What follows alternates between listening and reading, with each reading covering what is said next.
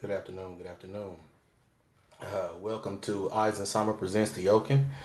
Today we have some more study material here from the Bible, and as you can tell, the title of the topic is "I'll Take the Desert," and might as well get to it because of all the suggested content that's flooded YouTube on women in submission this past week. I felt like I had to do a stream on how the Bible teaches that men should operate when faced with contentious women. So today we'll be studying Ephesians 5, verses 22 through 24, Proverbs chapter 21, verses 15 through 24, uh, also chapter 25, verse 24, chapter 27 of Proverbs, verses 15 through 26, and then we'll be ending with First Timothy chapter 2, verses 9 through 12. And today I'll be reading all this from the Amplified version of the Bible. Uh, I'll give everyone time to get there. What's going on, Black Curl? Salute, salute. Salute, Third Ward, salute. Yeah, man, I got to check out some more of y'all fourth quarter talk. Comment, man. Been so busy, I got to check out the replays and stuff. But salute to everybody. I'll give everyone time to get there, and we'll start here in a minute. All right. All right. So we'll be starting with Ephesians chapter 5, verse 22. And it starts off saying, wives, be subject to your own husbands as a service to the Lord. For the husband is the head of the wife, as Christ is the head of the church, himself being the savior of the body. But as the church is subject to Christ, so also wives should be to their husband in everything, respecting both their position as protector and their responsibility to God as head of the household. I wanted to start here because I mean everybody knows how pretty much in this space how I believe it's shown women don't want to be wives, so um, it shows that they don't want to do any such thing. So because they don't actually want to be wives and they don't want to do the duties of the wife, um, that's why we're going to go into Proverbs and to show how it teaches how, as a man, you're supposed to deal, how as a man, how you're supposed to operate when faced with these contentious women, how it tells you how to operate. And we'll be starting with Proverbs chapter 21, starting with verse 15. I'll give everyone time to go. Okay, you're the fourth record TV. Okay, the fourth record. The did y'all just change the name and I'm still subscribed? Third Ward, just let me know.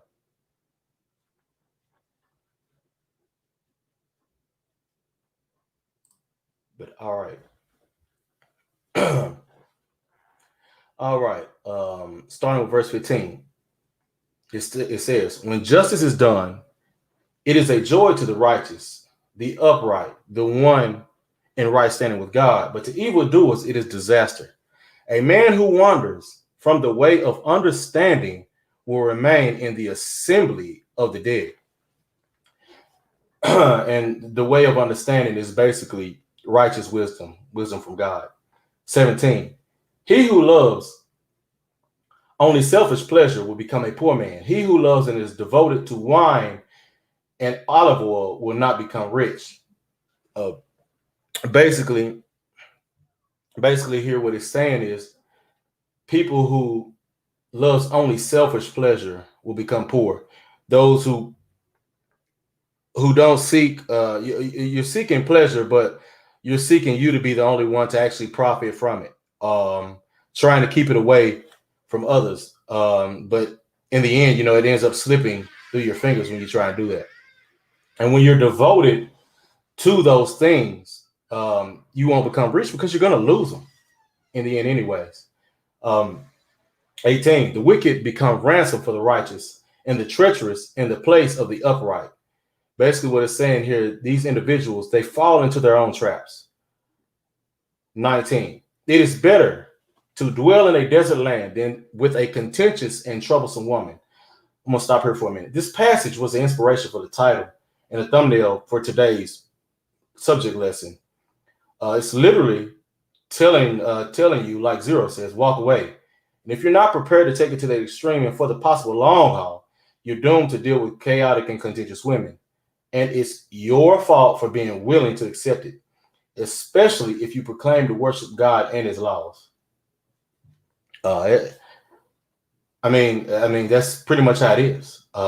If you're willing to deal with them more so than accept it, if you're willing to actually deal with them, because I mean, as a man, I mean, you shouldn't have to deal with it at all. You shouldn't have to deal with it. So if you're willing to do that, then you're willing to be lesser. It's plain and simple. Moving on to verse 20. There is precious treasure and oil in the house of the wise who prepare for the future, but a short-sighted and foolish man swallows it up and wastes it. You see here, when it talks about, when all these women talk about, wanting a six-figure man and all that stuff, you have so many women that have degrees and they have nothing to show for it. And it's all because they haven't prepared for the future. They're short-sighted and they swallow it up and they waste everything that they've gotten. That's why I said, it's your fault if you're willing to deal with those women.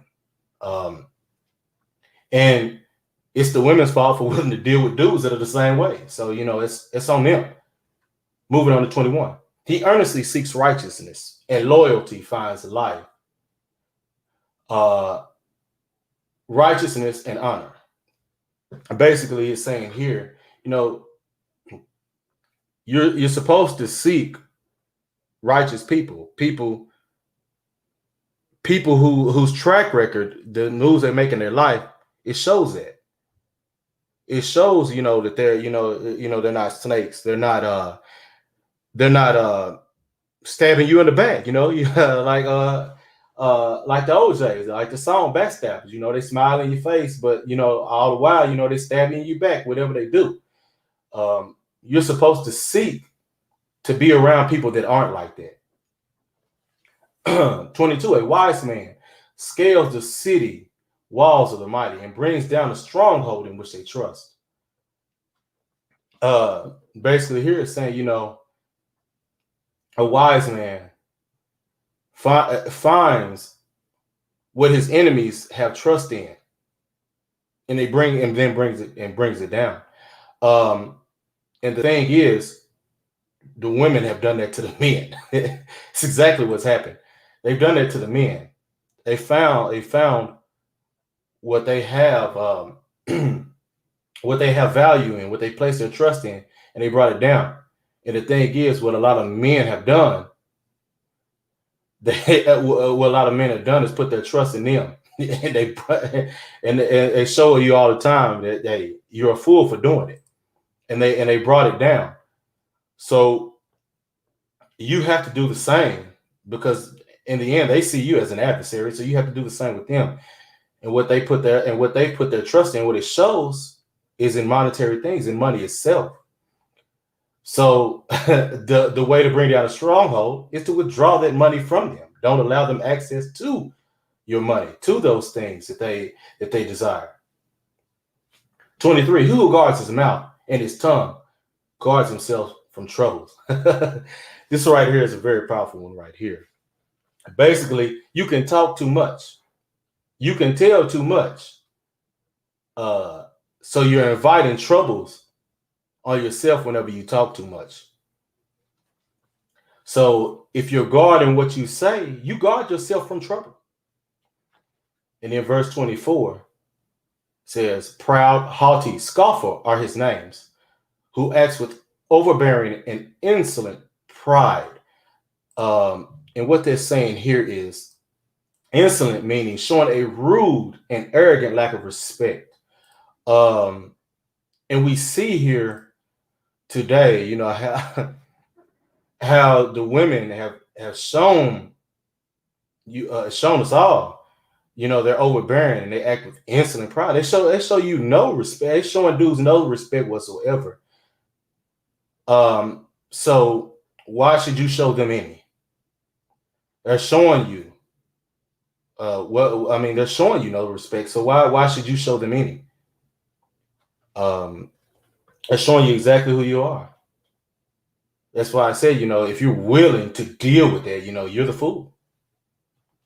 So moving on to Proverbs chapter 25, verse 24. It is better to live in a corner of the house top on the roof, exposed to the weather, than in a shared house, in a house shared with a quarrelsome, contentious woman.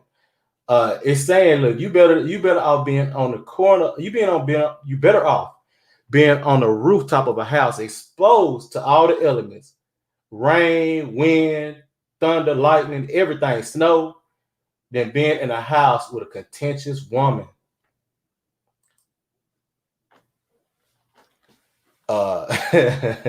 So that's why I said it. If you want to deal with that, you the fool now. Ain't no need of complaining. It's already telling you, man, look, you don't deal with it. You are the man. You don't have to deal with that at all whatsoever. So, if you don't let her in your house, you put her on the rooftop or on the corner somewhere. But, hey, that's on you and how you choose to move. Next, Proverbs chapter 27, verses 15 and 16. Starting with verse 15. A constant dripping on a day of steady rain and a contentious, quarrelsome woman are alike. Whoever attempts to restrain her criticism might as well try to stop the wind and grasp oil with his right hand. It's telling you right here that you can't restrain her disrespectful criticism, because you trying to do that, you might as well try and stop the wind. It's gonna keep coming. And who can grasp oil with their hand? Nobody. So there's no point in even trying to restrain a contentious woman. There's no point in it. You losing your hair in misery. You looking old and miserable for trying to do it. So there's no point in doing such. It's teaching you here. It's not for, you're foolish to do so. And then last but not least, we'll be moving to 1 Timothy chapter 2, verses 9 through 12.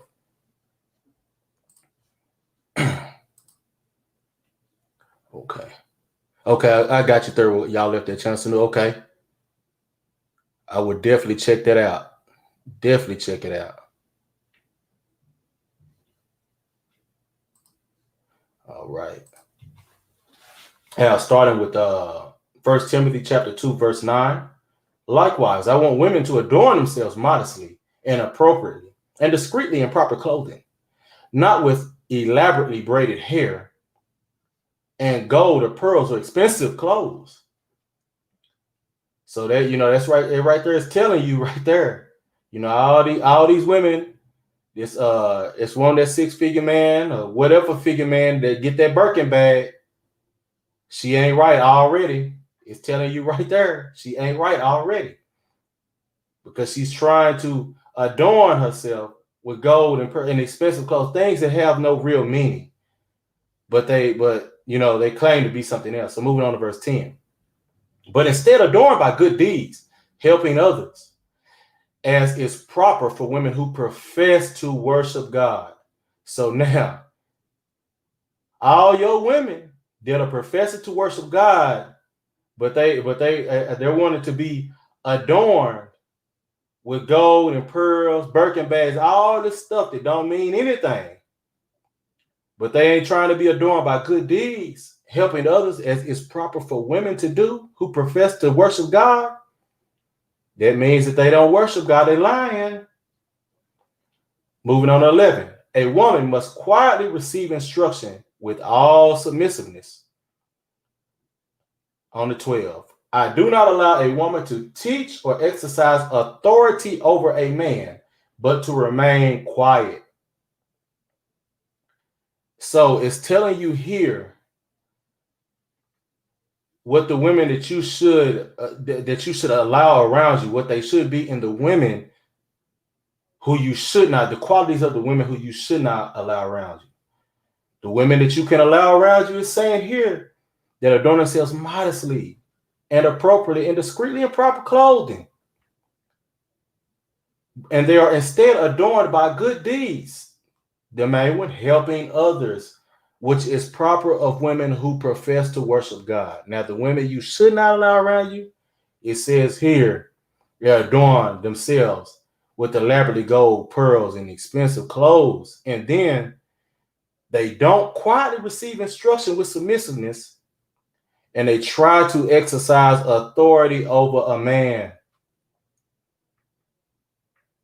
So if you are going to allow yourself to deal with a woman who is going to exercise authority over you, you a fool. That's what the Bible here is telling you. That's what God thinks of you. You're the fool for allowing it. You're the fool for allowing it.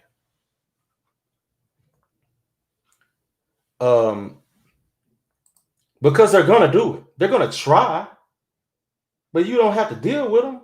You cut the broad off. You don't have to accept any of that. It's teaching you here that she's supposed to come into your world and apply to your rules, not the other way around. She's supposed to remain quiet and receive instruction with all submissiveness. And if she picks the wrong man to receive them instructions from, that's on her. That's on her. And that should be a sign to you that she ain't worth dealing with. Okay. I see Lawrence put in the chat for me. I will hit that third ward. I will hit that. But I like to keep these short. Try to keep it as short as possible. And I'll be starting up here with the barbershop talk, open up the panel. I'm gonna say, don't forget to hit that like button. I hope you all enjoyed and can get something from this Bible study here. Like I said, I try and bring all of the pragmatic information that you can apply to your everyday lives to make them better. That's what it's all about. Appreciate it, MOT. Appreciate it. I know you're always sharing this stuff. And yes, Black Curl's correct. Dudes are correct to put on how women check. Yet dudes don't want to read the scriptures and keep that away from keep them. Yeah, exactly. They don't want to keep treacherous women away from them. That's their fault. That's their problem. It is their fault for allowing that to happen to themselves. But that's all I have. I'll be starting up the barbershop talk here as soon as I close this down. I want to thank everyone for coming out. Don't forget to hit that like button, and peace.